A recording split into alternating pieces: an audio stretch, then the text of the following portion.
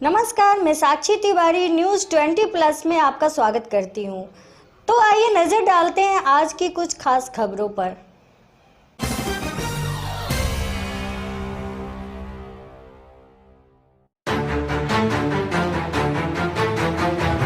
पूर्व मुख्यमंत्री कमलनाथ द्वारा जन्मदिन मनाने के दौरान हनुमान जी का चित्र बना केक काटने को लेकर जहां राजनीतिक हलकों में पूर्व मुख्यमंत्री की निंदा की जा रही है, वहीं धर्मगुरुओं द्वारा इस कृत्य की घोर निंदा की जा रही है, जिसको लेकर गौ संवर्धन बोर्ड के अध्यक्ष एवं राज्य मंत्री का दर्जा प्राप्त महंत अवधेशानंद गिरी महाराज ने पूर्व मुख्यमंत्री की तुलना रावण से की है।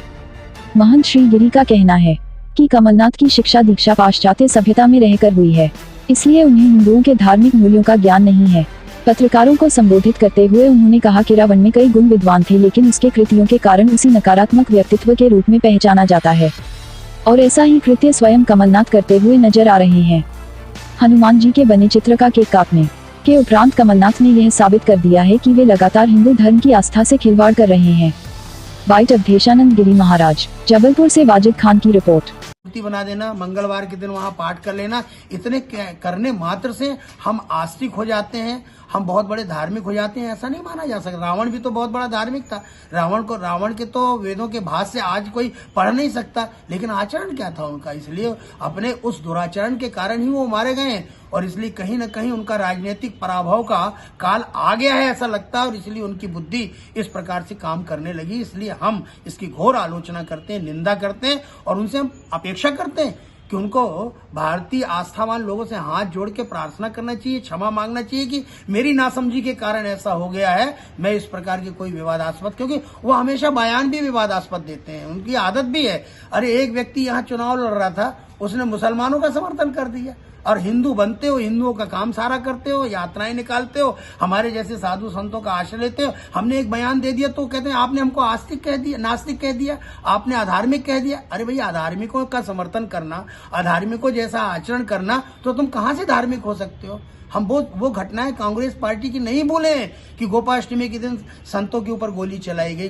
तो गौ माता के रक्षा के लिए गए थे आपसे आवेदन करने, निवेदन करने, लेकिन आपने उल्टा उनकी बात ना सुन करके उनको मौत के घाट उतार दिया। तो ये तो कांग्रेस कल्चर है और उसी कल्चर में आप डले हैं तो कहीं ना कहीं वो झलक जाता है आपके आचरण से। इसलिए हम इसकी निंदा करते हैं। बहुत गंदा काम हुआ है और उन्हें क्षमा मांगनी चाहिए।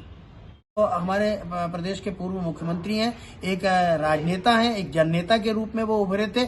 अगर उनके द्वारा इस प्रकार का आचरण किया जा रहा है और उसका वो विरोध नहीं कर रहे हैं, उसमें वो शामिल हो रहे हैं, तो कौन सा संदेश देना चाहते हैं। हमारी परंपरा, हमारी संस्कृति, हमारी आस्था के बिल्कुल विपरीत है। इसलिए जितनी घोर निंदा हो सकती है इसकी घोर निंदा करनी चाहिए। और कमलनाथ से हम कहना चाहते हैं कि जन्मदिन मनाइए, आप 100 साल तक जीजिए, हम आपको आशीर्वाद देते हैं, लेकिन इस प्रकार की अनर्गल परंपराओं का समर्थन करना और उस प्रकार के कार्यक्रमों में सम्मिलित होकर के उसको समर्थन देना, ये पाश्चात्य संस्कृति। और कमलनाथ जी का तो जीवन हमेशा वेस्टर्न कल्चर में पनपा हुआ है, इसलिए उनको भारतीय संस्कृति का न तो ज्ञान है।